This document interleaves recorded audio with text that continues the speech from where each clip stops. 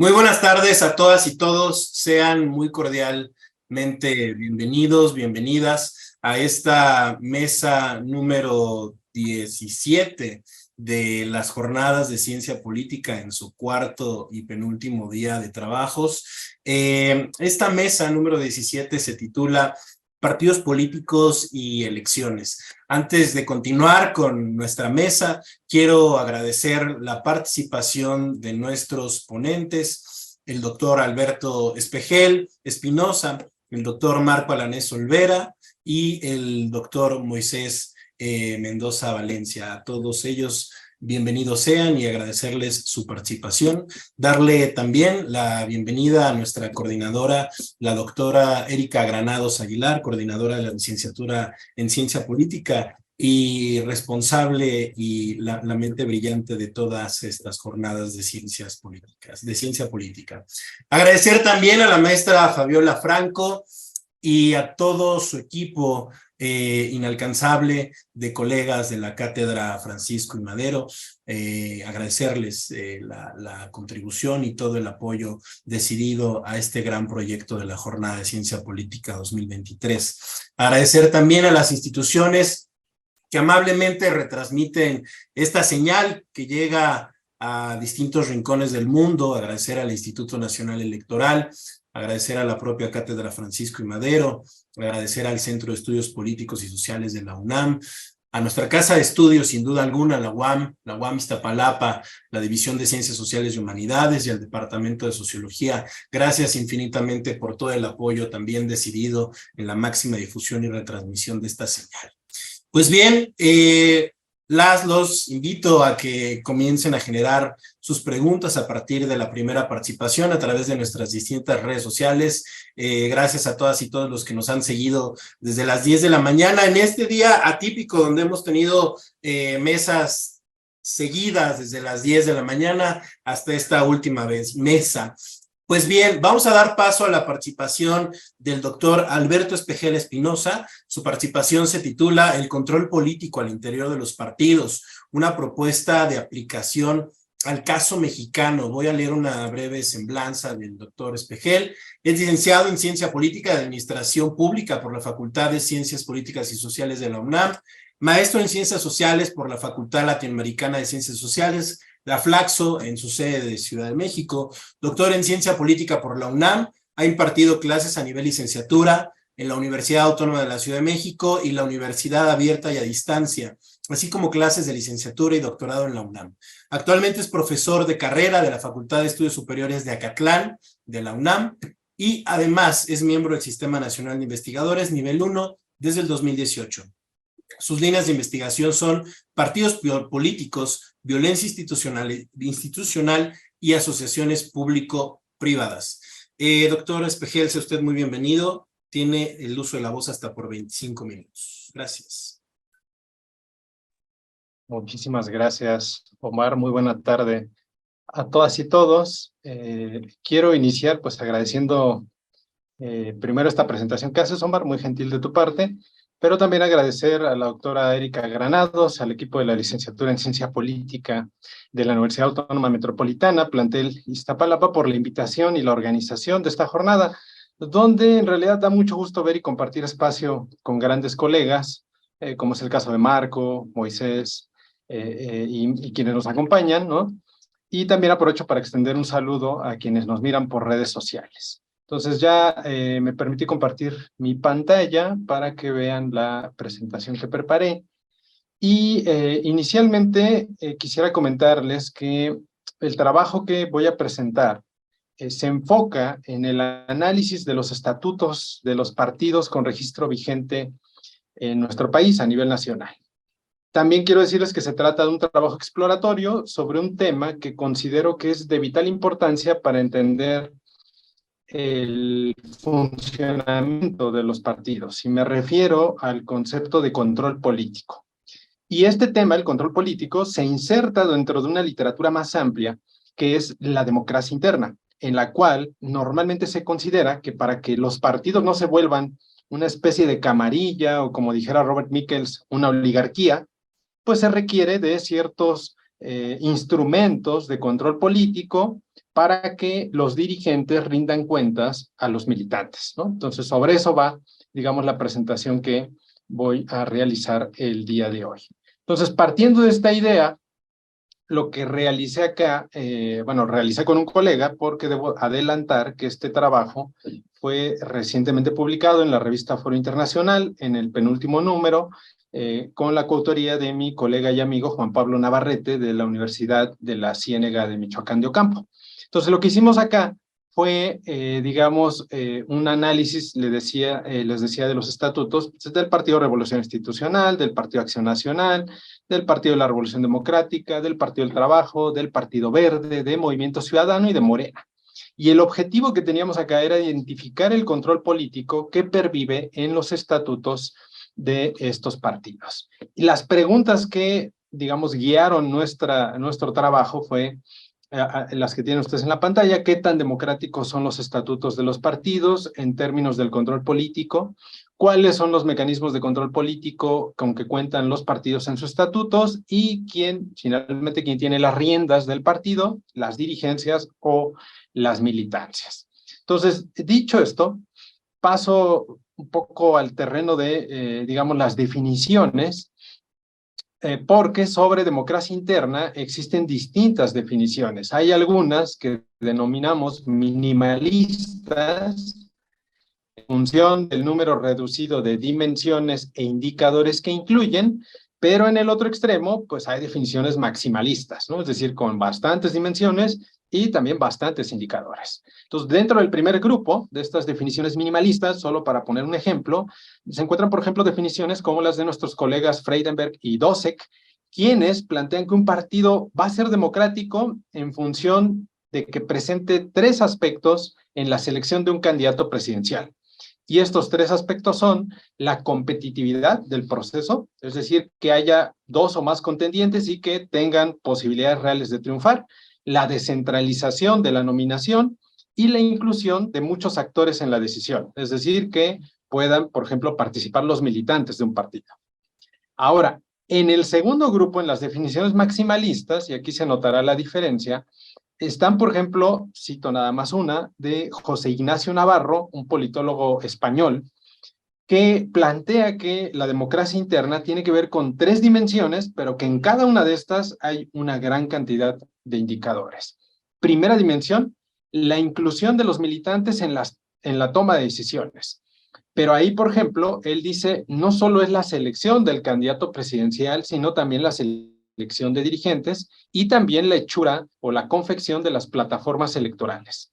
Segunda dimensión, el respeto a los derechos fundamentales de los militantes. Y lo que él plantea ahí es que se trata de derechos que están salvaguardados en el marco constitucional y que de esa forma deben de estar también protegidos en los estatutos de los partidos. Ejemplo, el derecho a la libre manifestación de ideas, el derecho de asociación, el derecho a votar y ser votado, entre otros. Y tercer punto, y que es de aquí donde partimos, el control político del militante hacia el dirigente. Y sobre este punto, Navarro lo que hace es recuperar la idea de que existe una responsabilidad de los dirigentes frente a los militantes, es decir, que tienen que tener los militantes una suerte de mecanismos para exigir responsabilidad a los dirigentes, lo cual implica, entre otras cosas, la posibilidad de que los militantes puedan remover de sus puestos a los dirigentes, así como limitarlos con el objetivo de que no se perpetúen en los cargos. Entonces, dicho esto, lo anterior nos permite entonces pensar que la democracia interna es un conjunto de reglas del juego que determinan quién y cómo se ejerce el poder al interior de un partido, pero que también evitan que las dirigencias partidistas marginen el parecer de las mayorías para favorecer su propio interés. Por ende, lo que decimos acá es que es necesario agregar a estas definiciones minimalistas que se enfocan en aspectos procedimentales, hay que agregar mecanismos que eviten la burocratización de la dirigencia y que permitan la circulación y sustitución dentro del partido. Ahora, para clarificar esto, lo que hicimos fue construir algo que llamamos un índice de control político con 5 dimensiones, que voy a platicar brevemente. La primera dimensión es la revocación del mandato, y esta alude a la posibilidad de remover a los dirigentes por su inadecuada gestión. Y en el nivel más democrático, es decir, un partido democrático, esta posibilidad recaería en el militante.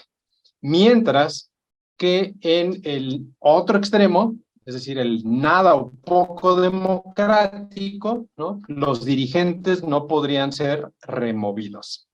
Segunda dimensión, la no reelección, que tiene que ver con que la clase política, la clase dirigente de un partido, no se perpetúe en los cargos. En el nivel más democrático, ningún dirigente puede reelegirse, en tanto que en el nivel menos democrático, los dirigentes pueden reelegirse indefinidamente. Tercera dimensión, la incompatibilidad de los cargos, que se relaciona con la imposibilidad de que los dirigentes ocupen varios cargos al mismo tiempo, ya sea cargos dentro del partido, encabezando 2 o más instancias internas, y o fuera del partido en cargos legislativos o ejecutivos, con el fin de evitar el acaparamiento de los cargos. En el extremo más democrático, los líderes del partido no pueden por ninguna razón ocupar 2 cargos al mismo tiempo, mientras que en el extremo, digamos, menos democrático, no existe restricción alguna a la concentración de cargos. Cuarta y penúltima dimensión, el mandato fijo, que alude básicamente a la duración del cargo del dirigente. En el caso más democrático, el dirigente cuenta con mandatos cortos, por ejemplo, de 3 años, mientras que en el caso menos democrático, el estatuto no clarifica ni siquiera la duración del mandato. Quinta y última dimensión, derechos fundamentales. Acá nosotros nos enteramos por 2 derechos que resultan neurálgicos en términos de salvaguardar el libre debate de las ideas y el pluralismo. Tal es el caso de la libertad de expresión y la formación de grupos internos. En el caso más democrático, el partido los salvaguarda en sus estatutos, en tanto que en el extremo menos democrático, el partido alienta el deber de la lealtad, la disciplina o la unidad, en vez de los derechos previamente mencionados. Entonces, este índice tiene valores finales de 0 y 10. Obviamente el 0 significa nulo control político de parte del militante, debido a que se trataría de un caso donde los dirigentes pueden acumular cargos y perpetuarse en el poder, aunado a que prevalece la unidad y la disciplina partidaria sobre los derechos de expresión y asociación. Mientras que el 10 sería obviamente un caso ideal, donde la militancia controla a sus dirigentes mediante la posibilidad de revocar su mandato, prohibiendo la reelección, así como imposibilitando que acumulen cargos, aunado a mandatos fijos estipulados en los estatutos y la prevalencia de la libertad de expresión y asociación. Ahora bien, luego de construir este índice, procedimos a la aplicación, digamos, en los estatutos de los partidos con registro vigente, y parte de los resultados encontrados son los que les voy a comentar a continuación. Como ustedes pueden ver en la tabla 2, hay algunas similitudes y hay algunas diferencias que vale la pena resaltar. Por ejemplo, en torno a la duración del cargo del dirigente, ¿no?, tanto en el PAN, el PRI y Morena, la duración es de 3 años. Aclaro, la primera tabla va a estar dedicada, me faltó esto, perdón, a los partidos que ganan más votos y escaños actualmente. La siguiente tabla que mostraré, la número 3, tiene que ver con los partidos minoritarios. Entonces, volviendo a estos partidos PAN, PRI y Morena, decía que comparten la similitud de que en los 3 casos la duración del dirigente es de 3 años. Aunque hay que decir que mención aparte merece la reforma estatutaria de diciembre del 2022, que permitió la extensión del mandato de Alito Moreno en el PRI, pero también la reforma de ese mismo año en Morena, que permitió lo mismo con Mario Delgado, extender su mandato de 3 a más años. Ahora, en lo que respecta a la imposibilidad de ocupar varios cargos al mismo tiempo, ya sea dentro o fuera del partido, ustedes pueden apreciar que en el PRI y el PAN no existe restricción alguna. Ejemplo de ello es que en el PAN, el presidente del Comité Ejecutivo Nacional lo es también del Consejo Nacional y de la Asamblea Nacional.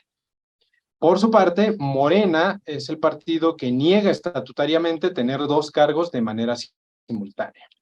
Ahora bien, sobre la remoción de dirigentes, encontramos que solo el PRI no especifica causales y un procedimiento a seguir, mientras que el PAN y Morena sí plantean la posibilidad de sustituir a los integrantes del Comité Ejecutivo Nacional aunque en ambos casos esta atribución recae en el Consejo Nacional, que también es un órgano ejecutivo, aunque de carácter deliberativo. Por otro lado, en lo que toca a la reelección, podemos ver ahí que el PRI la prohíbe, en tanto que en Morena se pueden reelegir los dirigentes en un periodo no consecutivo y en el PAN se permite la reelección en un periodo consecutivo.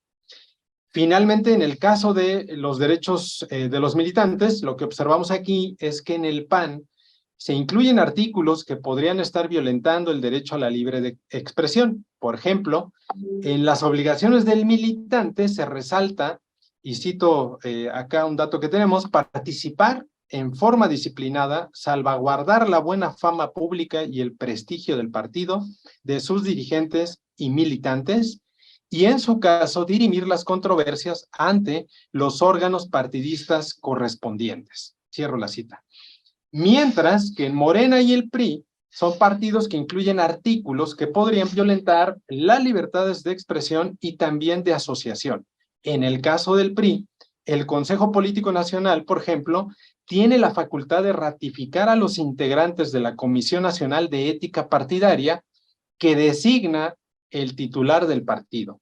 Y a diferencia de otros partidos, en el PRI existe una cosa llamada Defensoría de los Derechos de la Militancia, pero con el estatuto de un órgano de dirección del partido, es decir, no es autónomo o independiente del presidente del partido. Y su titular, por supuesto, es nombrado por el Consejo Político Nacional a propuesta del presidente del partido. Por otro lado, en el PRI, la expulsión contempla entre sus causales, cito, atentar de manera grave contra la unidad ideológica, programática y organizativa del partido y difundir ideas o realizar actos con la pretensión de provocar divisiones en el partido. Cierro la cita. Ahora, ¿qué pasa en Morena? Pues que en Morena se vulnera la libertad de expresión, o se puede vulnerar, ya que entre sus estatutos se estipula evitar la denostación o calumnia pública, así como la obligación de quejarse solo ante la Comisión Nacional de Honestidad y Justicia, la cual es electa por un órgano ejecutivo como es el Consejo Nacional. Y también entre las obligaciones del militante se encuentra, cito textual, defender a sus dirigentes y velar por la unidad y fortaleza de la organización, y agrego que la formación de grupos internos también es estigmatizada en varios artículos del partido Movimiento de Regeneración Nacional, por ejemplo, al plantear que en el partido, cito, no se admite forma de presión de grupos, corrientes o facciones. Cierro la cita. Ahora, esto es en el caso de los partidos que más votos y escaños ganan, por lo menos en los últimos 2 procesos electorales, pero si nos remitimos a los partidos que hoy podemos denominar minoritarios, el Partido de la Revolución Democrática, el Partido del Trabajo, Partido Verde y Movimiento Ciudadano, pues lo que encontramos es lo que ustedes ven en esta tabla 3. Y entre estas cuestiones que encontramos, pues hay algunas diferencias o similitudes que vale la pena resaltar. Entre ellas, por ejemplo, está el caso de la duración del cargo. En el PT y el Partido Verde son partidos que comparten un mandato largo. En ambos casos, el dirigente, en teoría, dura 6 años en el cargo, mientras que en el PRD y Movimiento Ciudadano la temporalidad es corta, es de 3 años.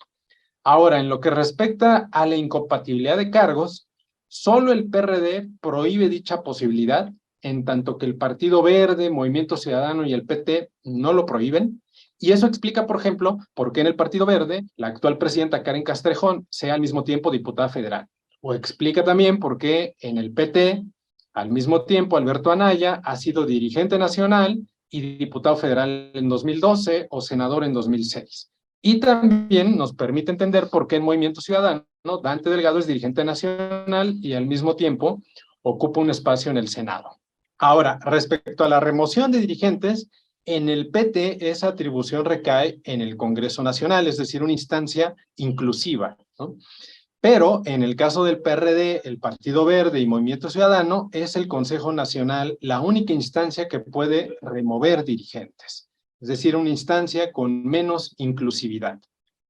Ahora, sobre la no reelección, en el Verde no existe mención alguna sobre este tema. Y lo anterior no extraña. Recordemos que en su momento Jorge González Torres estuvo al frente del partido cuando obtuvo por segunda vez el registro en 1993 y hasta 2001, para que después lo sustituyera su hijo, Jorge Emilio González Martínez, por 10 años consecutivos. Mientras que en los casos del PRD, PT y Movimiento Ciudadano, los dirigentes pueden reelegirse solo en un periodo consecutivo. Ahora, en lo que toca a los derechos fundamentales, el Verde incluye algunos artículos en sus estatutos que podrían vulnerar la libertad de expresión. Por ejemplo, ahí en este partido la Comisión Nacional de Honor y Justicia tiene facultades de conocer controversias, cito textual, cuando se atenta contra la unidad ideológica y de organización del partido o cuando se realicen actos que desprestigien, menosprecien o atenten contra la unidad. Cierro la cita. Mientras que el PRD, el PT y Movimiento Ciudadano incluyen artículos que pueden vulnerar tanto las libertades de expresión como de asociación. En el caso del Partido de la Revolución Democrática, entre las causales para una sanción se encuentran, cito textual, dañar la imagen del partido, de las personas afiliadas, dirigentes, candidatos u órganos de dirección, así como atentar contra la organización o los lineamientos emanados de los órganos de dirección. Pero además, la suspensión de derechos en el PRD aplica a quienes, cito nuevamente, divulguen en cualquiera de los medios de comunicación las acusaciones o quejas contra personas afiliadas al partido o que ocasionen daño grave a la unidad y prestigio del partido con denuncias públicas. Cierro la cita. Por otro lado, el PT es un partido en donde entre las obligaciones de los militantes afiliados y simpatizantes se encuentran las de, cito, respetar la estructura orgánica del partido, obedecer la disciplina y acatar a sus órganos de dirección, preservar la unidad, defender al partido en todo momento y lugar, y no dirimir conflictos intrapartidarios en los medios de comunicación externos. Cierro la cita. Finalmente, Movimiento Ciudadano igual incluye entre las obligaciones de los afiliados una suerte de artículos que podrían vulnerar algunas libertades. Cito textual. Mantener la unidad y la disciplina, aunado a que los conflictos internos en ningún caso se deberán debatir en los medios de comunicación o en redes sociales. Por otro lado, entre las causales de sanciones en Movimiento Ciudadano se encuentran, cito, utilizar los medios de comunicación y o redes sociales con el objetivo de denostar o esparcir hechos calumniosos que difamen o afecten a Movimiento Ciudadano. Cierro la cita y para ir concluyendo, como pudieron apreciar, en realidad el control político es una asignatura pendiente de los partidos en nuestro país. Tanto los partidos que obtienen más votos y cargos, como es el PAN, el PRI y Morena, como en los llamados minoritarios, el PRD, el PT, el Verde o Movimiento Ciudadano, sus calificaciones denotan un bajo nivel de control político de parte de la militancia hacia sus dirigentes. De hecho, si lo notaron en la tablita, la mayoría de los partidos sale reprobado. No llegan ni al 6. Solo 2 logran pasar, digamos, de panzazo, con 6, ¿no? Y un par de hallazgos que me gustaría mencionar. Lo primero, el caso de los derechos fundamentales, sobre todo en el rubro, en los estatutos de obligaciones de simpatizantes, afiliados y o militantes.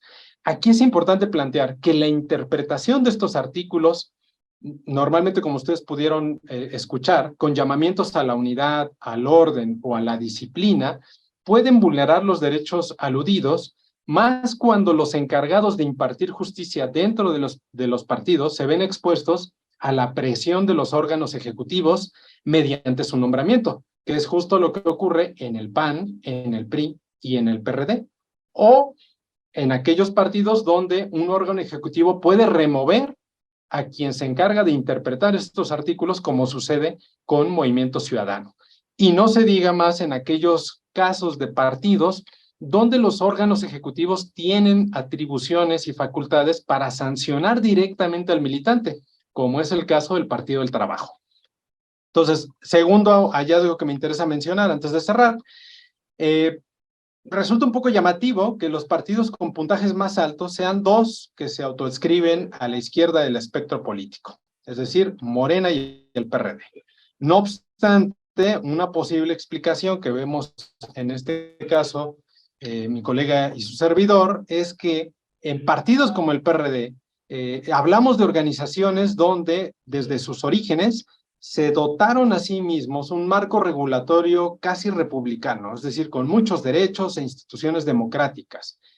Aunque, y eso no es un secreto a voces, la realidad de este partido, del PRD, es que sus estatutos suelen ser, digamos, bastante flexibles, bastante laxos, ¿no? Hay incluso una frase muy característica en el PRD que seguramente todos los que han leído sobre este partido conocen, y que es acuerdo mata estatuto, ¿no? Esa es una frase muy recurrente en los consejos y congresos nacionales del PRD y que refleja una realidad informal dentro del partido, ¿no? Entonces, quizá eso puede estar explicando un poco lo que vemos acá, y algo similar ocurriría en Morena. Es decir, la informalidad es algo como una institucionalización informal que también abraza a esta organización, Movimiento Regeneración Nacional, ¿no? Entonces, bueno, dicho esto, cierro nada más comentando otra vez que pues este trabajo lo publicamos hace no mucho, mi buen colega Juan Pablo Navarrete y su servidor, por si alguien gusta revisarlo, bueno, ahí está la referencia. Y bueno, pues muchísimas gracias. Yo quedo atento a sus comentarios, ya sea en la ronda que nos toca acá o a través de los siguientes medios de contacto. Muchísimas gracias. Gracias, doctor Alberto Espejel Espinosa, por la participación en torno a la vida interna de los partidos políticos en México. Muchas gracias. Como ya lo comentaba el doctor Espejel, les pedimos que vayan formulando sus preguntas a través de las distintas redes sociales y que nos las vayan acercando, por favor. Bien, vamos a dar paso ahora a la participación del doctor Moisés Mendoza Valencia. Voy a leer una breve semblanza del doctor Moisés Mendoza. Es licenciado en Ciencia Política y doctor en Historia. Es académico titular de tiempo completo en nuestra casa de estudios, la Universidad Autónoma Metropolitana, Unidad de Iztapalapa, adscrito al Departamento de Sociología y docente de nuestra licenciatura. Es integrante del Centro de Estudios de la Democracia y Elecciones, el CEDE, y es miembro del área de investigación Estado y Movimientos Sociales. Sus líneas de investigación son elecciones, conflictos y polarización política en México, élites, oligarquía y clase política, derecha e izquierda en México, historia política, línea del tiempo presente. La ponencia del doctor Mendoza Valencia se titula Elecciones y moratoria constitucional impulsada por la derecha a través de Va por México. Doctor, por favor, tiene hasta 25 minutos el uso de la voz. Sea usted muy bienvenido. ¿Tiene el micrófono apagado? Perdón, gracias.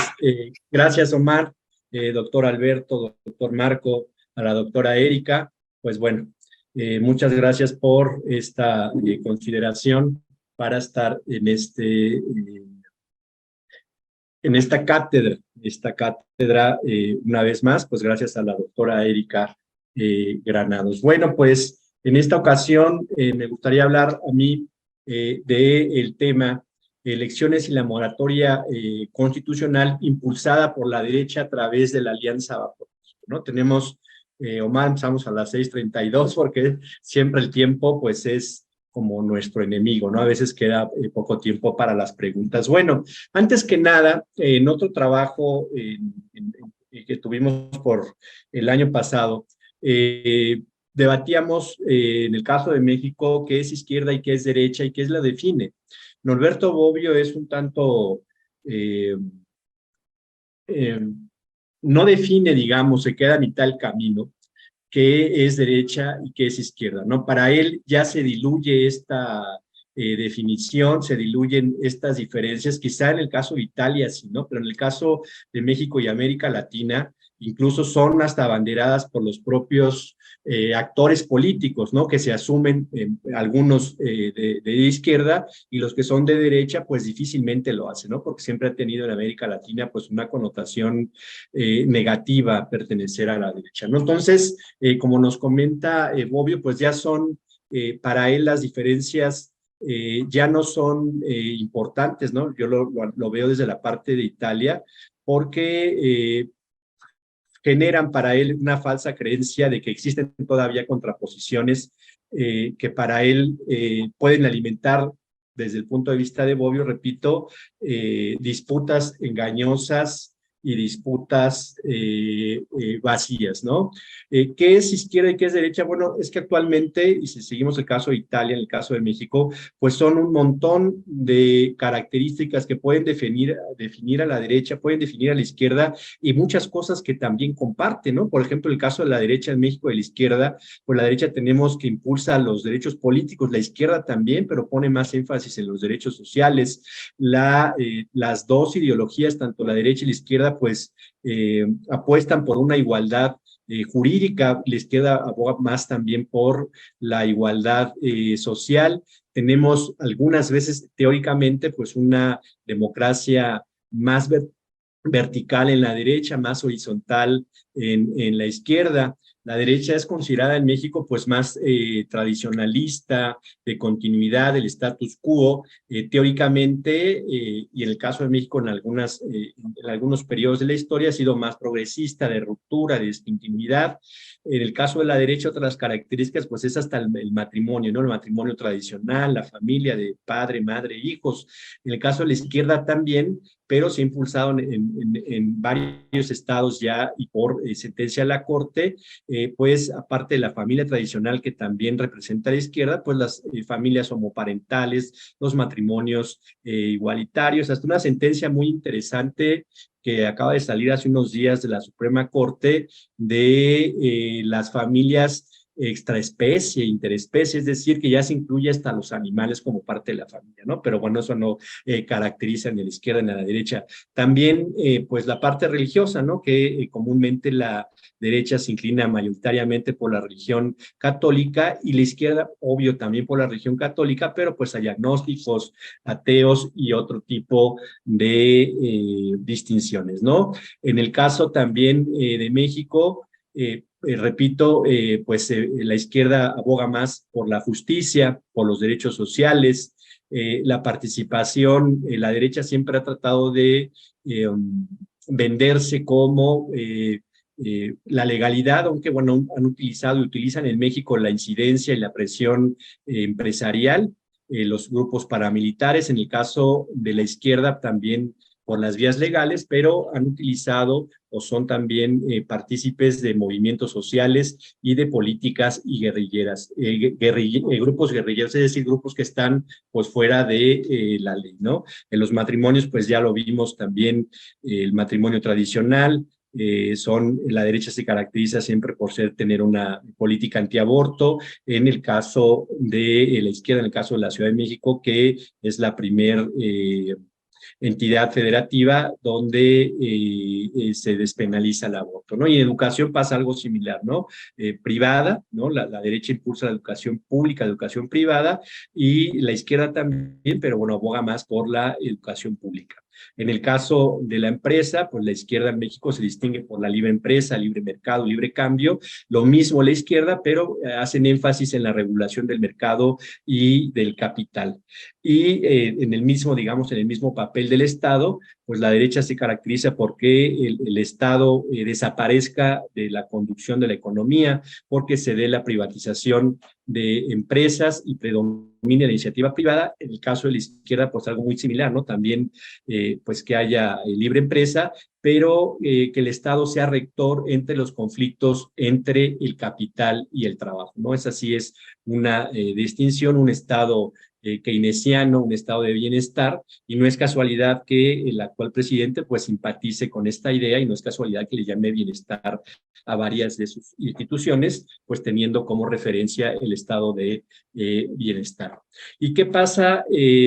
Bueno, para este preámbulo, para definir un poco qué es la derecha en México últimamente ha tenido una participación política muy abierta, ¿no? Recordemos que allá en el sexenio de Luis Echeverría hay un rompimiento del grupo empresarial, sobre todo del norte, y unos empujan al Partido Acción Nacional, ¿no? Hay la desbandada, por ejemplo, de Maquío, ¿no? Que compite contra la Bastida en las elecciones a gobernador en el 83, el PAN gana sus primeros 3 diputados federales en las elecciones intermedias del 79, etcétera, etcétera. Pero bueno, la derecha, a diferencia de aquellos años, tiene una participación muy profunda, y en ese sentido, pues un personaje conocido como Claudio Javier X González, pues funda diferentes organizaciones relacionadas a la corrupción, educación, etcétera, etcétera, y funda una coalición el 22 de diciembre llamada Va por México, ¿no? ¿Cuál es el objetivo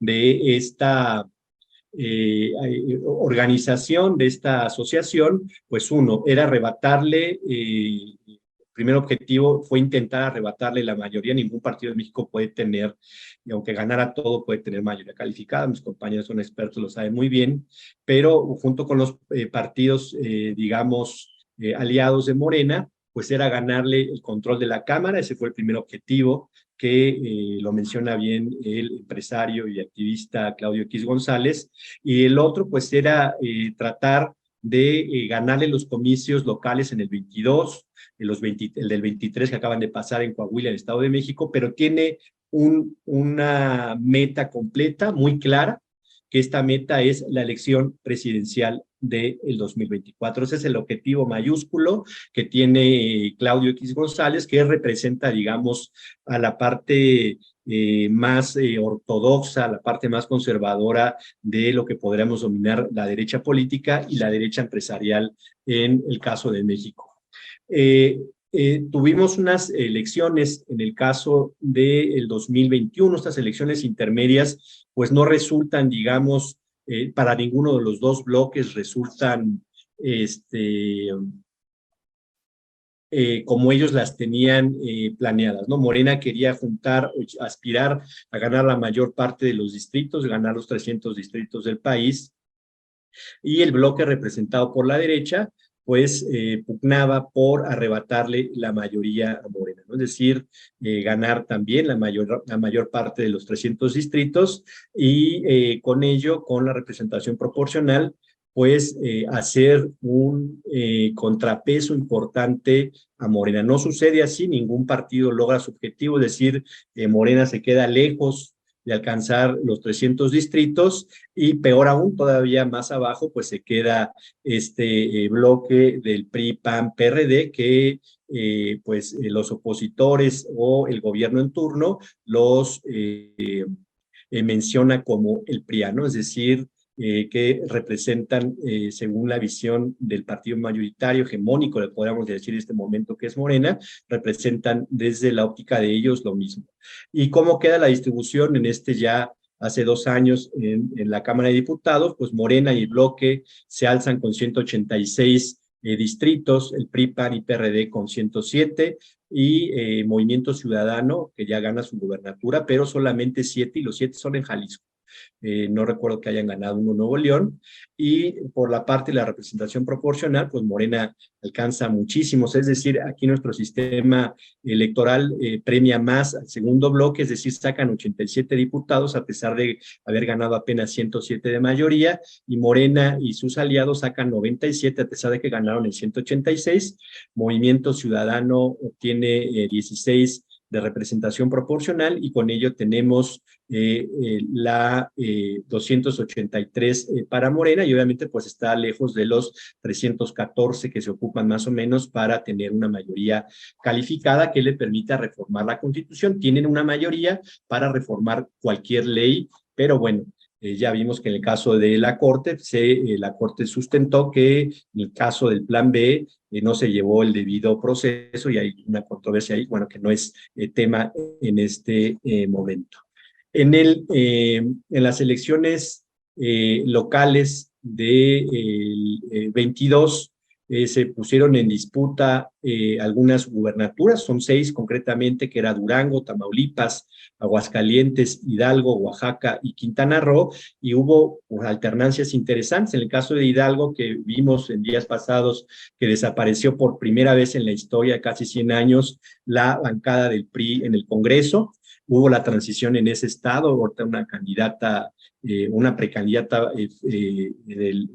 el Frente Va por México perdió la elección en ese Hidalgo, que es Xochitl Gálvez, en el año 2010. Hay en Oaxaca, que ya había habido transición, en Quintana Roo también ya había habido transición, y tanto en Hidalgo, Oaxaca, Quintana Roo y Tamaulipas se impone el partido Morena, y Aguascalientes repite el PAN, y Durango pues lo retiene, digamos, la alianza de PRI, PAN y PRD. Es decir, en este año, el año pasado, pues los partidos de oposición, ahora se oye raro después de tantos años que pues no podíamos hablar del PRI o el PAN en la oposición, ahora me cuesta un poco a veces de trabajo entenderlos o verlos desde la oposición por la cuestión de la costumbre, ¿no?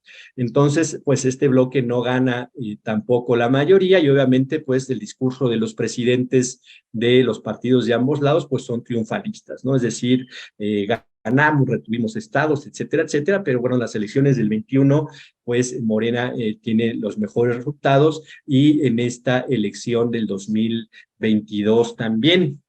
En el caso de hace unos días, hace un mes exactamente, hubo elecciones en el estado de México y en el estado de Coahuila. Y ojo, aquí hay un dato muy interesante.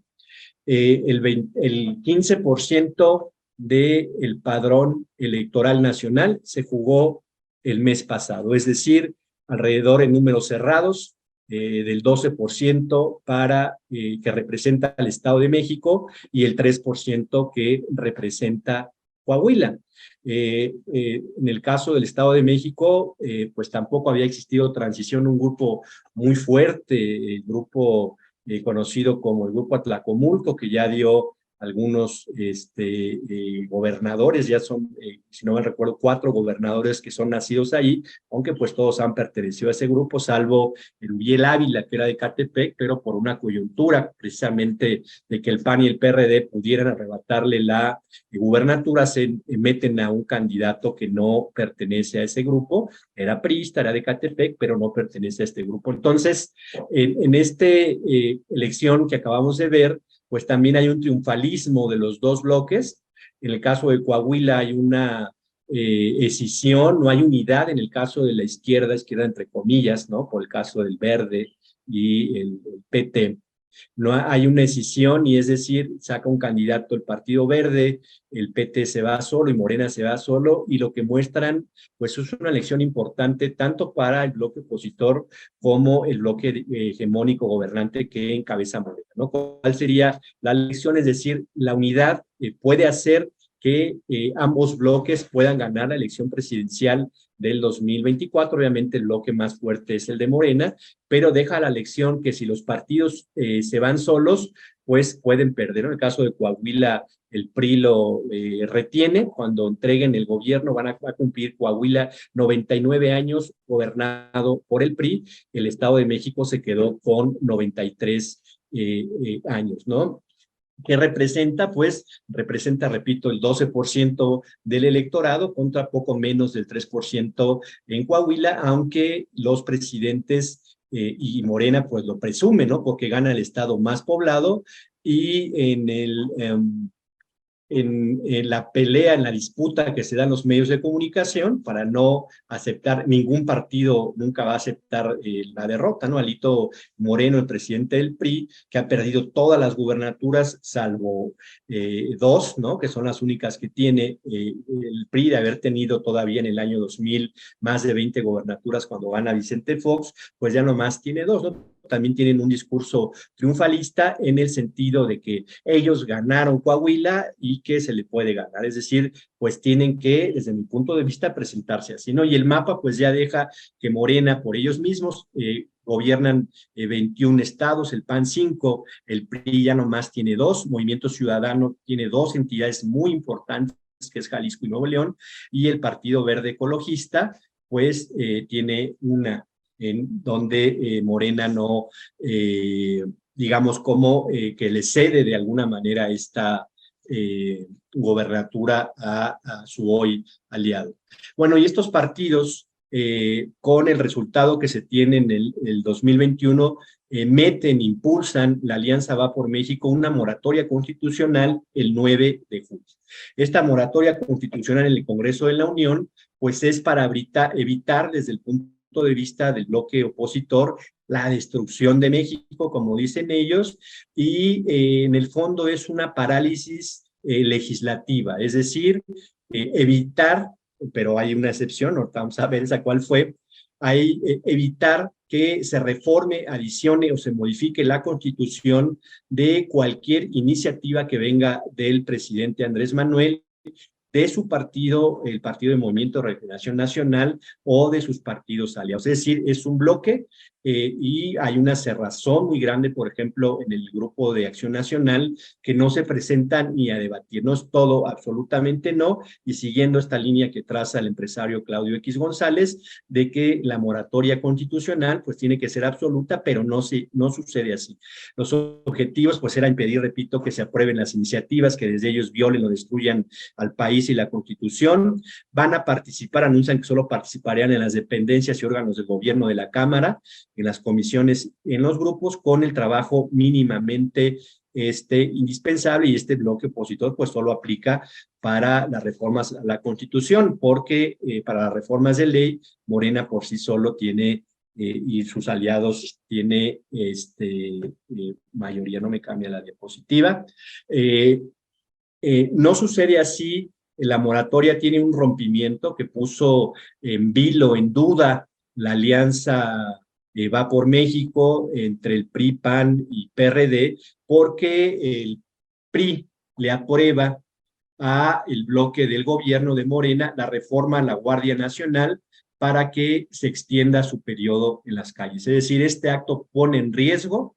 Los presidentes del PRD y del PAN desconocen momentáneamente a Alito Moreno, le hacen vacío, no lo convocan, etcétera, etcétera, pero bueno, logran juntarse para las elecciones, repito, del año pasado, 2022, y para este año. ¿Cuáles son las conclusiones? Bueno, pues Morena crece en detrimento, de los partidos del bloque, les arrebata muchísimas gubernaturas que difícilmente se pudiera pensar. En el caso de Vicente Fox, él no puede ganarle tantas, a pesar de tener el gobierno en la primera transición que tiene el país, no puede arrebatarles tantas gubernaturas al PRI.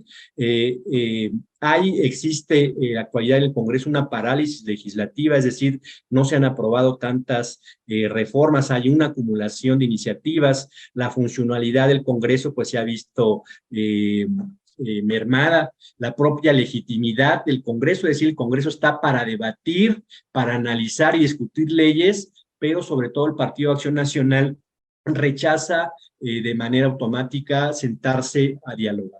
Las reformas a la Constitución, vamos a ver este pequeño cuadrito, cuántos tienen cada presidente. Miguel de la Madrid, por ejemplo, reforma 66 artículos. Hay que recordar que Miguel de la Madrid es el último presidente que tiene mayoría calificada de manera automática en el Senado y en la Cámara de Diputados. Carlos Salinas tiene 55, pero no llega con mayoría absoluta en la Cámara de Diputados.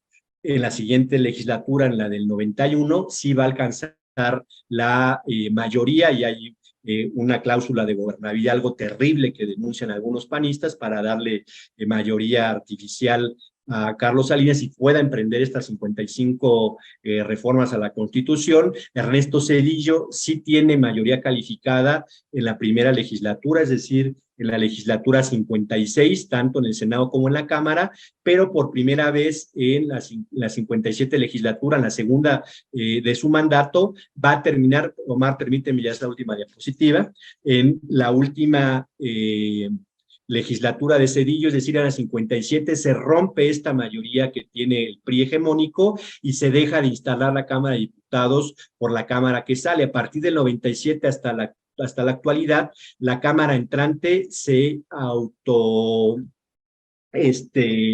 autoinstala, ya no es la pasada como se instalaba, porque la 57 legislatura desaparece la gran comisión y desde ahí pues Zedillo no tiene mayoría, solamente la tuvo en la primera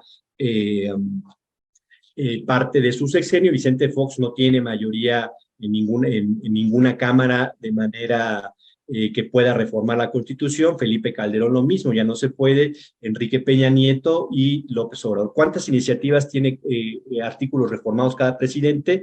Miguel de la Madrid, 66, Carlos Salinas, 55, Ernesto Zedillo, 78, Vicente Fox, 31, Felipe Calderón tiene muchísimas reformas, ya son alrededor de 700 reformas desde que se proclama nuestra Constitución en el lejano ya 1917, Felipe Calderón con 110 iniciativas, Enrique Peña Nieto 155 y López Obrador hasta el mes pasado 61 reformas a la Constitución. Pues esta sería más o menos esta ponencia que nos habla de esta parálisis y cómo se genera a raíz de los resultados electorales y esta alianza de Va por México, pues que sigue teniendo vigencia y un propósito principal, primordial, que es arrebatarle, como su primer plan, digamos, arrebatarle la presidencia al presidente de la República y a su partido Morena y a los aliados, y como plan B, tratar de ganar el PRI, PAN y PRD el mayor número de senadores y diputados para otra vez en la siguiente legislatura tratar de entorpecer y obligar al partido Morena a negociar, ¿no? Pues muchas gracias, Omar, y muchas gracias, compañeros. Muchas gracias, doctor Moisés Mendoza, por la ponencia, la participación. Vamos a dar paso ahora a la participación del doctor Marco Alanés Olvera Morales. Su participación se titula Elecciones y alternancia en el régimen político de Nayarit. Voy a leer una breve semblanza de él. Es doctor en Gerencia Pública y Política Social de la Universidad de Baja California, con maestría en Evaluación de las Políticas Públicas por la Universidad de IEXE, licenciado en Sociología y egresado de la licenciatura en Ciencia Política por la Universidad Nacional Autónoma de México, y actualmente es docente e investigador en la licenciatura en Ciencia Política e integrante del cuerpo académico Estado y Sociedad en la Universidad Autónoma de Nayarit. Doctor Marco Alanés, sea usted muy bienvenido a estas jornadas de ciencia política. Tiene el uso de la voz hasta por 25 minutos. Pues muchísimas gracias a quienes nos acompañan. Un agradecimiento especial a la doctora Erika Granados Aguilar, que está encabezando la licenciatura en Ciencia Política en la UAM Iztapalapa y que lleva a cabo este enorme esfuerzo que a quienes estamos en las universidades públicas estatales, pues nos engrandece poder participar, pero al mismo tiempo escuchar las voces de distintos colegas investigadores en todo lo que viene siendo la referencia de la ciencia política a nivel nacional. También agradecer a la Cátedra Francisco I. Madero con Fabiola Franco, que junto con la UAM Iztapalapa están llevando a cabo la transmisión de estos eventos. Obviamente agradecer a el apoyo de Omar Peredo, que nos ha estado guiando para llevar a cabo estas mesas, a los colegas que ahora están participando conmigo en esta mesa, doctor Alberto Espejel Espinosa y al doctor Moisés Noé Mendoza Valencia. Muchísimas gracias por esta invitación. Y bueno, sin más, pues yo voy a iniciar con mi presentación llamada Elecciones y Alternancia en el régimen político de Nayarit. Si quieren pasar la siguiente diapositiva. Aquí quiero yo expresar un poco el análisis que hacemos de esta investigación. Esta investigación es resultado de un capítulo del libro que está en proceso de revisión y de dictaminación, coordinado con la Universidad Iberoamericana, para analizar el contexto de las democracias a nivel subnacional. Bueno, yo voy a hablar un poco de lo que fue Nayarit y lo que ha sido Nayarit en este contexto de elecciones y alternancias. Quisiera poder plantearles la primera, digamos, el primer corte de tiempo que yo planteo a nivel subnacional, entendiendo que las democracias a nivel subnacional pues tienen ritmos distintos y se mueven con relaciones de poder y temporalidades totalmente distintas a la cuestión nacional.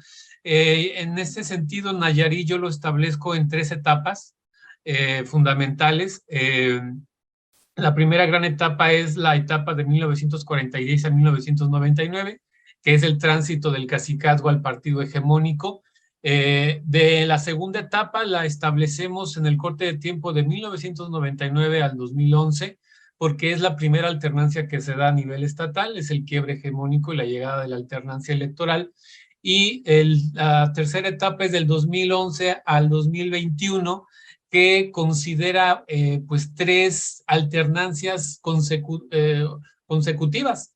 Es decir, en 2011 el triunfo del PRI, pero 2017 el triunfo de la alianza PAN-PRD y el 2021 la alianza que encabezó Morena. Pasamos a la siguiente diapositiva para una vez establecido ese bloque de tiempo. Aquí muestro cómo en el cuadro de la primera etapa pues nos estamos enfocando a nivel subnacional en Nayarit en todo lo que fue el régimen hegemónico o el del partido predominante, el monopartidismo. Las categorías se han utilizado en la ciencia política para definirlo a nivel nacional, y Nayarit es un reflejo y un espejo de lo que pasa a nivel nacional. Es toda la etapa del cacicazgo. Hay categorías que fortalecen las definiciones del poder político en Nayarit: cacicazgo, clientelismo, corporativismo, con todo lo que implicó el modelo del partido hegemónico, el modelo presidencial, hasta lo que viene siendo 1999, que es, digamos, la primera alternancia que se da con una alianza sui generis, que es la alianza PAN-PRD, la derecha y la izquierda unidas en Nayarit para vencer al PRI, a propósito de la exposición que nos precedió. Y en esa alianza del 99, pues es peculiar la coyuntura que se vive, porque si ustedes lo ubican, pues es un año antes de la llegada de Vicente Fox a Los Pinos. Es un periodo de crisis del PRI a nivel nacional, porque se viene la etapa del sexenio sedillista, donde evidentemente se viene desgastando la fórmula política priista, y ya en 1997, pues la Ciudad de México había vivido su alternancia. Entonces, esos elementos son los que definen el corte de tiempo en Nayarit de 1999. Nada más reiterar que el modelo de Gilberto Flores Muñoz del 46 también se le conoce como un cacicazgo de fuerte corte militarista, porque él viene de las Fuerzas Armadas, viene todavía otro gobierno del 1975 a 1981 con Rogelio Flores Curiel, que emana también de ese PRI represor que participó en el México 68. Rogelio Flores Curiel estuvo participando en esa etapa. Entonces Nayarit está, digamos, recibiendo ese modelo de régimen democrático. Nos vamos a la siguiente diapositiva, y en la siguiente diapositiva pues es la segunda etapa que ya hemos venido analizando, de 1999 al 2011. ¿Qué implicó esa etapa? Bueno, pues prácticamente son el periodo donde gana Antonio Echevarría Domínguez con el sexenio de 1999 al 2005, la Alianza para el Cambio, conformada por los partidos del PRD, el PAN, PT y PRS. Es de las primeras alianzas que definen entre derecha y izquierda a nivel subnacional, que le arrebata el triunfo al PRI. Pero la coyuntura también permite entender varios elementos. El primero de ellos, el candidato de esta oposición, pues emana de las fuerzas priistas. Es un elemento que también aparece en otros momentos de estados a nivel subnacional. Cuando no logra la candidatura por el PRI Antonio Echevarría Domínguez, bueno, pues se va a las filas de la alianza opositora y se construye este frente buscando la derrota del PRI, que se logra y se consigue en 1999 al 2005. Pero no logran consolidar el proyecto de la alianza, y en 2005 regresa el PRI con la candidatura de Ney González Sánchez del 2005 al 2011. Entonces, ese periodo, digamos, es el periodo de la primera y segunda alternancia que se vive en Nayarit, que en términos de partidos y electorales, pues va a tono a lo que ocurre a nivel nacional, porque, reinsisto, a nivel federal, Fox gana en el 2000, del 2000 al 2006 viene la alternancia con el PAN, y digamos Antonio Echevarría Domínguez también es digamos, está ligado a Vicente Fox, porque hay algo en común que los vincula, que es una relación empresarial con el grupo, bueno, la empresa Coca-Cola, que a nivel estatal tenía sus vínculos. Entonces, hay también mucha intromisión de lo nacional en lo local. En ese quiebre del 2011, lo coloco porque viene, digamos, una etapa tercera, si pasamos a la siguiente diapositiva, una etapa tercera en donde ya aparecen seguidas alternancias, ¿no? La del 2011 al 2017, que encabeza el PRI con en el aquel entonces gobernador Roberto Sandoval Castañeda. Ese periodo sexenal es el periodo donde a Nayarit se le consolida en el marco de la guerra contra el narcotráfico y la llegada de estas acciones del narcoestado. Bueno, pues Nayarit padece esa enorme violencia. De hecho, en este momento el exgobernador está preso en un penal de Nayarit, y también está viviéndose la experiencia del famoso fiscal sicario, que no sé si recuerdan, con Edgar Beitia, que fue detenido y que Roberto Sandoval lo lleva a su gobierno, primero como subsecretario del poder, bueno, que en su momento era lo que era antes la Procuraduría Estatal, y la nombra Fiscalía y lo nombra fiscal. Y viene esta etapa de un PRI cargado con violencia, represión, y que también tiene características de tipo pues, represor, ¿no? Que van a generar para el 2017 un desgaste de ese priismo para darle entrada en la coyuntura de la elección local del 17 a Antonio Echevarría García, que vendría siendo la segunda alianza opositora que le arrebata el poder estatal al PRI, y con Antonio Echevarría García, el hijo de Antonio Echevarría Domínguez, quien fue el que encabezó la primera alianza opositora. Entonces también se ven estos elementos de corte, bueno, pues, de liderazgos de familias, ¿no? Que también se están haciendo parte en la vida pública de Nayarit, y se lleva a cabo su cuatrienio porque recordemos que en ese periodo Nayarit está en el marco de la reforma para hacer las elecciones concurrentes. Está la decisión de si Nayarit en 2017 se alinea a la elección concurrente del 18, teniendo un año de gubernatura, o se alinea a la elección concurrente del 2021, teniendo 4 años de gubernatura. El Congreso local define que sean 4 años de gubernatura, que es el periodo en el que va a encabezar PAN-PRD. Y a nivel estatal, bueno, pues en el 2021 pierde la gubernatura esta alianza PAN-PRD-PT-PRS, pero porque ya está presente en el escenario nacional la fuerza de Morena, y el triunfo de Miguel Ángel Navarro Quintero es un triunfo que se da contundente. Y Miguel Ángel Navarro Quintero pues viene, digamos, también encabezando esa lucha que en su momento la disputó en la elección del 2005 frente a Ney González a través del PRD, y que no logró fructificar. En 2017 también es el candidato de Morena para la elección del 17, que tampoco gana, y se logra su triunfo hasta el 2021, pero ya con ese arrastre de la oleada guinda que representa Morena después de que llega a la presidencia Andrés Manuel en el 2018. Entonces, estas son las 3 etapas que se consideran, o que considero, y que esta tercera ya le llamo pluralismo competitivo o multipartidista, porque evidentemente el nivel de competitividad electoral aumenta demasiado, los partidos se proliferan, aparecen nuevos partidos, y como lo vamos a ver en las siguientes diapositivas, pues llega un esquema de sistema de partidos distinto a lo que vendría siendo hace 10, 15 o 20 años en Nayarit. Pasamos a la siguiente diapositiva.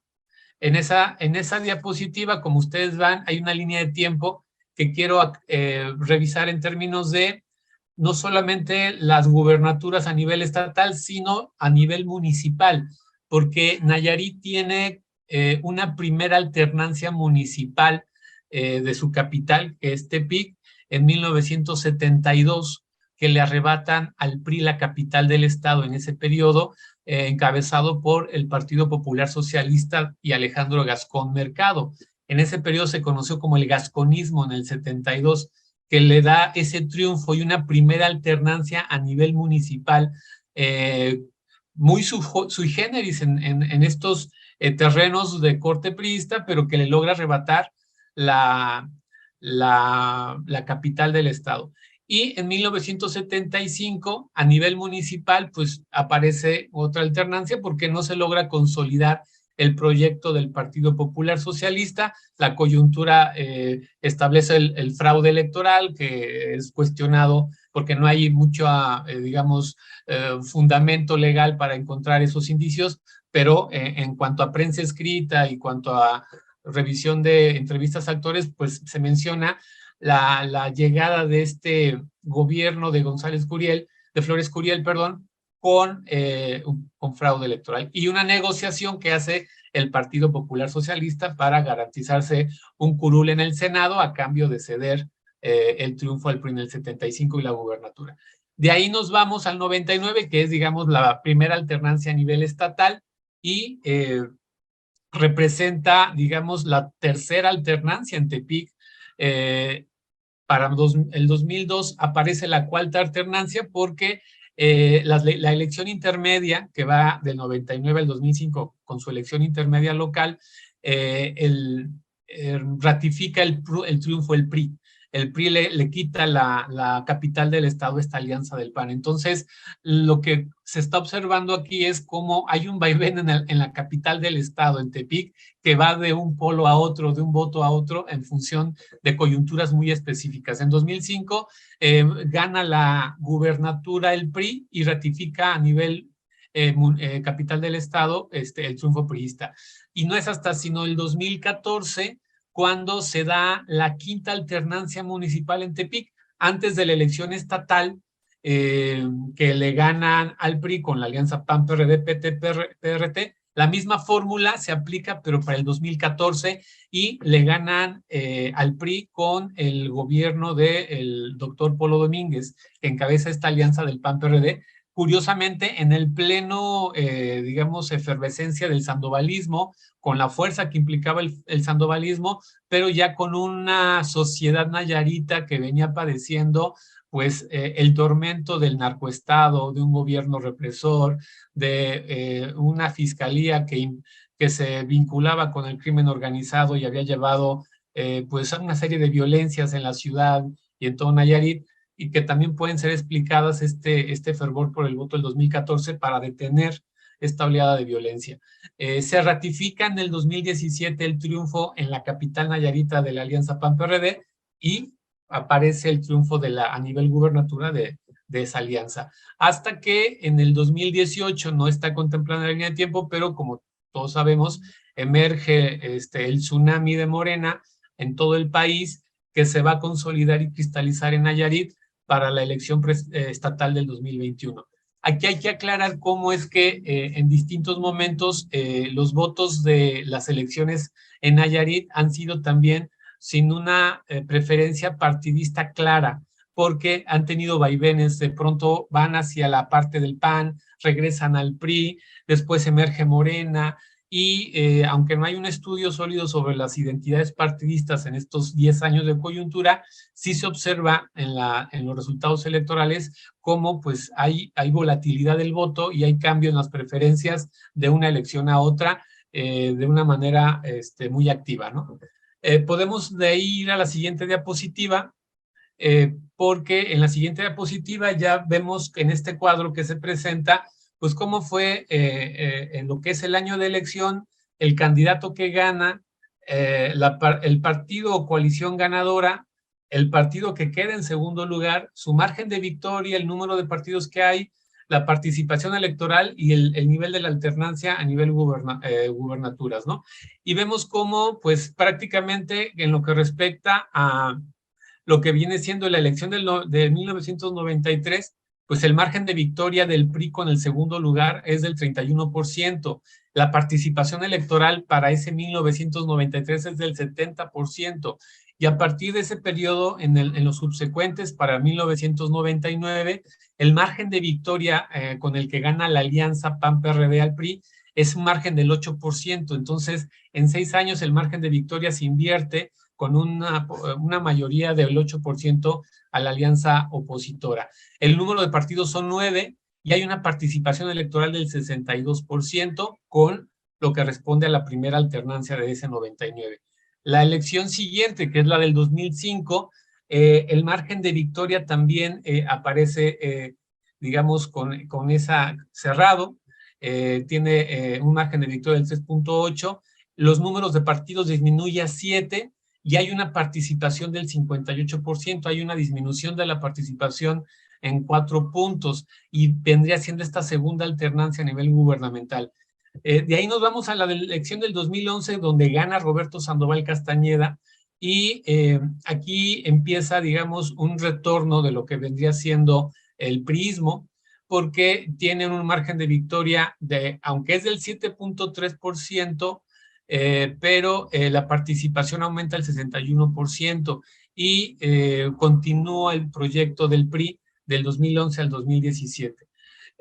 Va a sufrir un viraje importante en 6 años, porque es lo que les comentaba, en 2017 el PRI pierde, gana la alianza PAN-PRD-PT-PRS con Antonio Echeverría García a la cabeza, con un alto margen de victoria de 11% conforme a lo que era el 7% del margen de victoria que obtuvo Roberto Sandoval en la elección anterior, pero el número de partidos ya son 10 y hay una alta participación, hay una participación del 67% y se da la tercera alternancia electoral en el estado. Entonces, es un poco como en un sexenio se modifica el mapa electoral de lo que vendría siendo Nayarit, justo en esa tercera época que yo les mencionaba.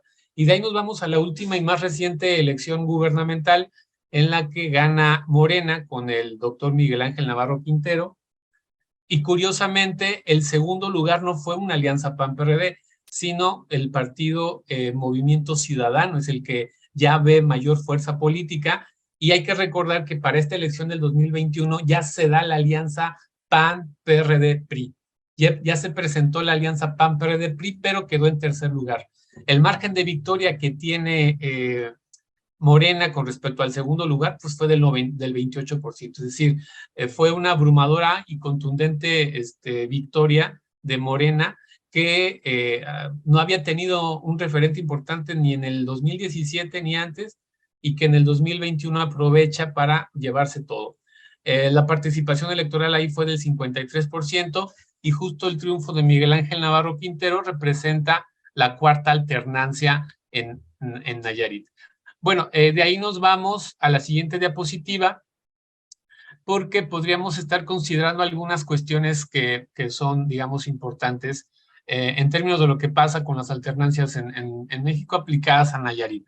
Al momento de analizar el cambio democrático en México y la importancia que le asignan a los procesos electorales municipales, ya sea a nivel subnacional, pues podemos decir que se empata una de las tesis de Alonso Lujambio, cuando dice que el municipio ha sido el laboratorio más importante de la gradual transición democrática de México, ya que en ese ámbito institucional es en donde han sido posible el paso a paso de lo que ocurrió a partir de 1989, donde distintos partidos políticos ejercen el poder, se responsabilizan directamente en el ejercicio de la función pública y adquieren experiencia de gobierno.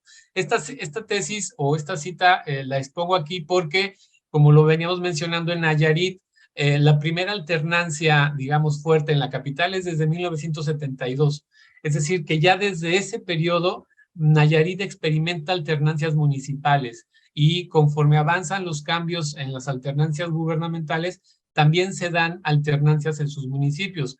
Recordar que Nayarit tiene 20 municipios y en esos 20 municipios han habido alternancias, y eso es un poco lo que se destaca con las tesis de Lujambio, porque también el laboratorio municipal da mucha información con el vaivén del voto y de las preferencias electorales. De ahí nos vamos a la siguiente diapositiva, porque también, digamos, siguiendo a Alberto Asís, pues estaba este debate entre de dónde viene la alternancia o el cambio, si desde la periferia al centro, o es desde el centro que se lleva a cabo la periferia. Lo que menciona Asís, que es algo que lo han leído también, los procesos nacionales tienen un contraparte de apoyo y resistencia a nivel regional, y local, donde paulatinamente se van desarticulando las formas cacicales de representaciones de interés y de partido único, y se gestan nuevas experiencias de gobierno y de participación ciudadana con una creciente preocupación por la cuestión pública. Es decir, la presión que hace a nivel federal a lo local es fuerte para ir minando esos cacicazgos. Y también la dinámica a nivel federal marca el ritmo de la transición a la democracia, a pesar de que el soporte de los cambios políticos nacionales tiene su expresión más directa en los gobiernos locales, ¿no? Entonces están estas dos tesis que definen un poco lo que ha ocurrido en Nayarit. Podemos ir a la siguiente diapositiva.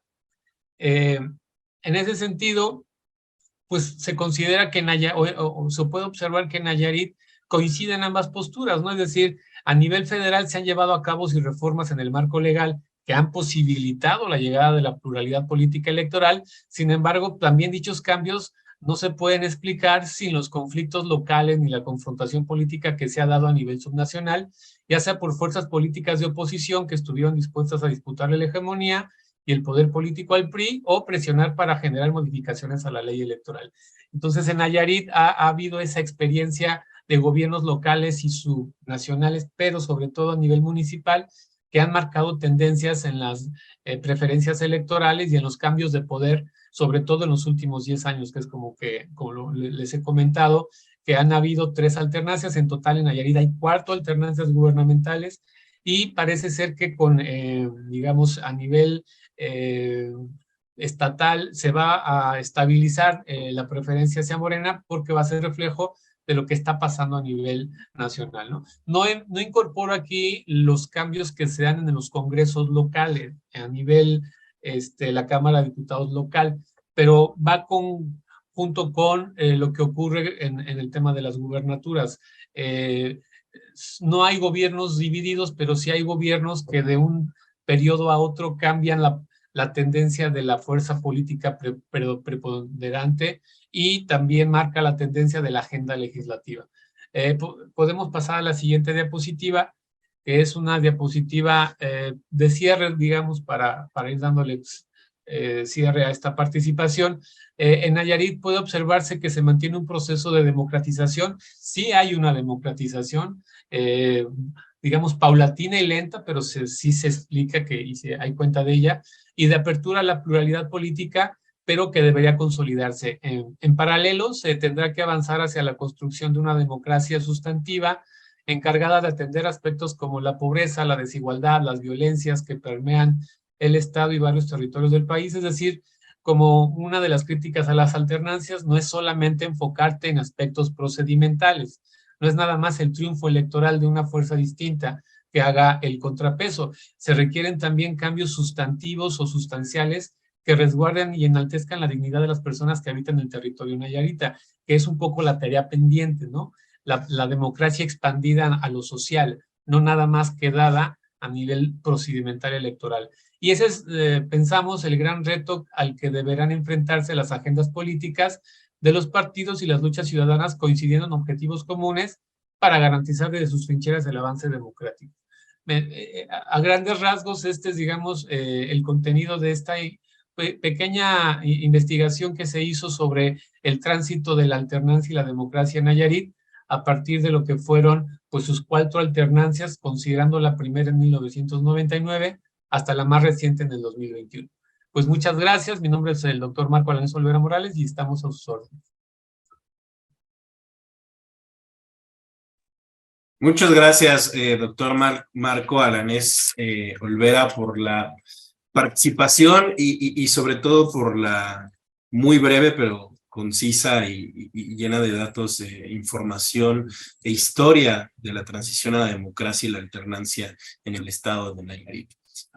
Voy a dar paso a unas preguntas que nos han hecho llegar para cada uno de nuestros ponentes. Las voy a mencionar en el orden que participaron cada uno de ellos. Para el doctor Alberto Espejel Espinosa, nos comentan la siguiente pregunta: ¿cuáles podrían ser en América Latina ejemplos de partidos políticos que ejerzan el control político, como usted lo mencionó en su exposición? La siguiente pregunta para el doctor Moisés Mendoza Valencia: ¿qué alcances tendrá, desde su punto de vista y con base en lo expuesto, el último periodo legislativo Por ejemplo, los nombramientos que quedan pendientes de diversos organismos autónomos. Considera que seguirá el proceso legislativo, se hará una detención de estos procesos. Y la pregunta para el doctor Marco Alanés Olvera es la siguiente: ¿cuál o cuáles considera que son los factores o variables que permiten la alternancia en primer lugar a nivel municipal y posteriormente a nivel estatal? Bueno, estas son las preguntas. Doctor Alberto Espejel, si gusta tomar la voz. Muchas gracias. Bueno, sobre este tema habría que decir dos cosas. Primero que el estudio como tal que presentamos sobre el caso mexicano precisa todavía pues, de una adecuación a un segundo nivel. Es decir, estamos trabajando los estatutos de los partidos y en ese nivel se escapan algunas cuestiones propias de nuestra región de América Latina que O'Donnell, como ustedes recordarán, denominó en su momento la otra institucionalización, ¿no? Todo esto que mencionaba, por ejemplo, del PRD y de Morena, entraría muy bien ahí. Entonces, en esa tesitura todavía nos falta inicialmente hacer ese segundo trabajo. Yo di algunos datos, por ejemplo, las reformas de Alito Moreno, de Mario Delgado, ¿no? Algunos datos que van más allá de lo que marca el estatuto anteriormente vigente, ¿no? Pero aún falta, digamos, aplicar esto en el marco de la realidad, más allá de los estatutos. Porque, como bien decía Pane Bianco, en algunas ocasiones los estatutos suelen ser una débil huella organizativa, ¿no? Entonces, eso en primera instancia. Y en segundo lugar, habría que decir que justamente en América Latina es el trabajo que estamos arrancando recientemente mi querido colega Juan Pablo Navarrete y su servidor sobre los estatutos de los partidos. Y como tal, en términos generales, yo te diría que no hay un partido que llegue a ese ideal, es decir, no hay un partido en un país en concreto que pueda llegar a una buena calificación, ¿no? Hay algunos casos particulares que pueden llegar por ahí del 6, como lo mencioné acá, pero bueno, cada uno de esos casos pues tiene que ver con, digamos, realidades que todavía falta por explorar, ¿no? Entonces, yo lo que te diría es que no hay un partido que llegue a ese ideal, ¿no? Y que estamos en vías de esa exploración. Esa sería mi respuesta inicial. Gracias. Gracias, doctor Alberto Espejel. Doctor Moisés Mendoza, por favor. Sí, mira, pues son interesantes. Respecto a los nombramientos, hay desde mi punto de vista una posición muy clara del presidente de la República que tiene que ver con el INAI y la cuestión de la transparencia. Es decir, el presidente de la República considera al INAI como un aparato poco operativo, es decir, el presidente lo acusa de que el mayor desfalco que se le ha hecho al país, que fue el FOBAPROA, que aprobó el PAN y el PRI con el presidente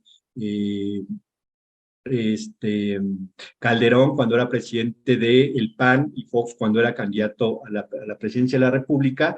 Esta institución surge después, obviamente, después del FOBAPROA, pero no aclara esa parte que el presidente pues tiene una fijación personal con el INAI y parece que le apuesta a que el INAI, como está, pues se reformule o desaparezca. Respecto a otros nombramientos, pues el presidente tiene la facultad, por ejemplo, ahora que renuncia el canciller que aspira a ser candidato de Morena, pues son nombramientos que tiene mucha facilidad el presidente. Está como encargada de despacho la doctora Bárcenas, pero ese y otros tipos de nombramientos, si hubiese, por ejemplo, una vacante en la Suprema Corte, pues son ternas. Y si el Senado se las rechazara de manera reiterada, pues hay solamente un límite, y si no se ponen de acuerdo, sería la propuesta del presidente. Entonces, eso sería por el lado de los nombramientos. Yo creo que el INAI lamentablemente se va, en lugar de que el presidente le apostara a su desaparición, debería de apostarle a reformarlo. Nada más que la oposición argumenta que es desaparecer y destruir las instituciones, y es una polarización, ni unos ni otros tienen la razón, o tienen la razón también en parte ambos bloques. Respecto a lo que resta ya poco de esta legislatura, que le quedan pues todavía todo el año, el 2024, 2 periodos en el 2024, y lo que resta, más los periodos extraordinarios que se le pudiera convocar. Difícilmente, como ya está pues no en ciernes, sino ya muy encarrerada la sucesión presidencial, yo veo muy complicado que haya reformas a la Constitución. Es decir, el PAN, el PRI y el PRD difícilmente van a impulsar una reforma a la Constitución.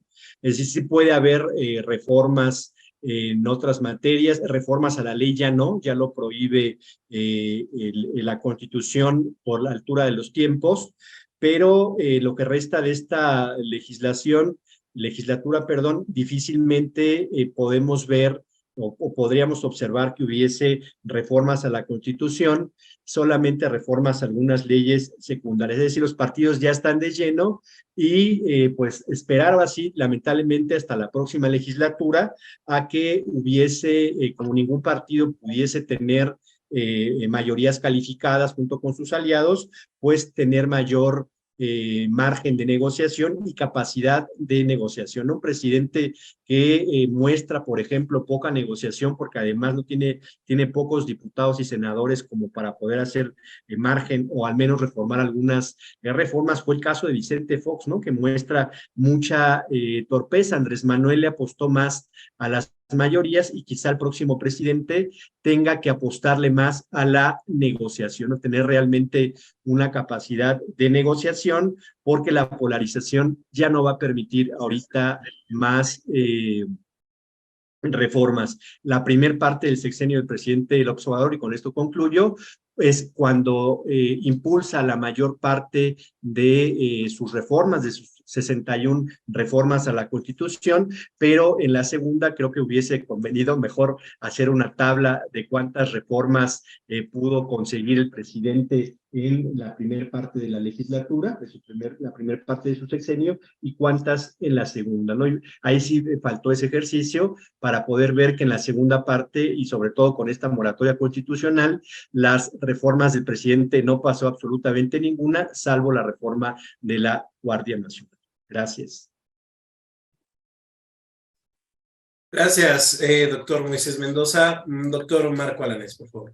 Sí, bueno, yo lo establecería en 4 puntos, el tema de cómo se llevan a cabo estas alternancias a nivel municipal y estatal. El primero de ellos, pues, es el tema del comportamiento de las élites locales y el nivel de fuerza y control que tienen en las instituciones políticas, porque sí sigue habiendo una presencia de las élites que se entrometen en los procesos institucionales y acaparan decisiones como élites locales que son, con todo el poder que les implica. Y entonces eso es un elemento importante a considerar. El segundo es, obviamente, las rupturas que hay en los grupos de poder que cinden acuerdos populares. Cuando hay rupturas de los grupos de poder en los acuerdos que llevan a cabo, pues se dan estas fisuras de las alianzas que se pueden haber dado, o hay cambios, o hay se van hacia un lado, hacia el otro, y también posibilitan el cambio de la hegemonía de un partido que mantenía el control el político en la entidad.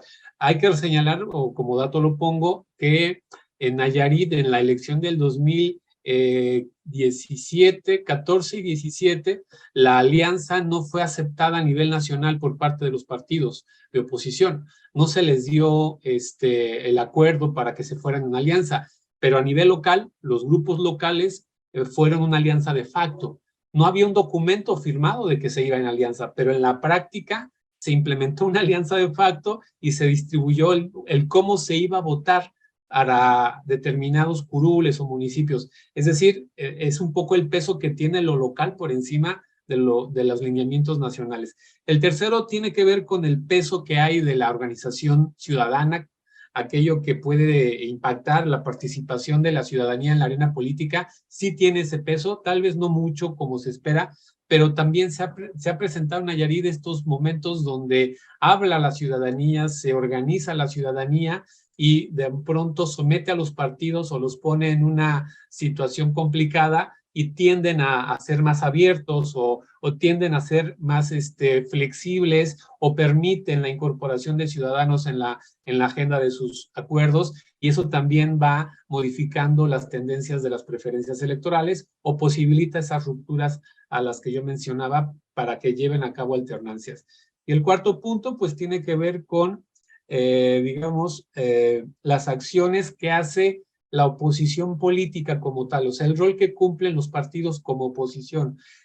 Cuando hay una presencia importante de oposición trabajada en los congresos, en los cabildos, en los medios de comunicación y hacen su chamba como oposición, pues también permiten que se haga un contrapeso al poder que está vigente y en las siguientes elecciones es posible que se hayan estos cambios. Cuando la oposición partidista se apaga, no se pone de acuerdo o simplemente se pelea entre ella, pues también no permite que haya alternancia porque el partido en el poder va a mantener su continuidad, ¿no? Son de alguna manera estos 4 elementos y que Nayarit en algunos momentos electorales se han presentado, o si no es que todos a la vez, la mayoría de ellos en distintas etapas. Muchas gracias, doctor Marco Alanés Olvera, por las respuestas. Pues bien, con esto vamos a dar cierre a nuestro día, a este día largo, extenuante, desde las 10 de la mañana, de forma continua, a este cuarto día de trabajos, penúltimos días de trabajos de las jornadas de ciencia política. Han sido a lo largo de este día mesas sumamente interesantes, a través de las cuales hemos pasado de distintos temas de procesos electorales, hemos hablado de Estado de Derecho, hemos hablado de derechos de las personas en búsqueda, etcétera, ¿no? Opinión pública, en fin, se han expuesto aquí distintos temas a lo largo de este día. No nos queda más que reiterar el agradecimiento, en primer lugar, a nuestros ponentes de esta mesa, al doctor Moisés Mendoza, al doctor Alberto Espejel y al doctor Marco Alanés Olvera. Agradecer, insisto, a la Cátedra Francisco I. Madero y al equipo que cabeza la maestra Fabiola Franco, a nuestra casa de estudios, la UAM Iztapalapa y las distintas unidades que hacen posible esta transmisión, a la doctora Erika Granados Aguilar, quien coordina y encabeza todos los trabajos de esta jornada de ciencia política, pero sobre todo a todas y todos nuestros seguidores que nos han estado acompañando a lo largo de este día. Gracias a ustedes, porque gracias a ustedes esto es posible, y esto es para nuestros estudiantes y para toda la comunidad que se ha sumado en este día. Los invitamos al próximo viernes 14 de julio, si la memoria no me falla, nuestra quinta y último día de jornadas de ciencia política. Tendremos entre las distintas participantes a la doctora Marta Singer, al doctor Víctor Alarcón Holguín. Tendremos la participación de la doctora Angélica Casarín, en fin, entre otras y otros investigadores nacionales e internacionales que nos acompañarán a la clausura de estas jornadas 2023. Por ahora les agradecemos el favor de su atención y su participación. Que tengan muy buena noche. Gracias, Omar. Gracias al doctor Marco, al doctor Alberto. Saludos a todos. Gracias. A la maestra Fabiola Franco. Gracias. Un abrazo, gracias. Un abrazo, cuídense mucho. Gracias. Bye.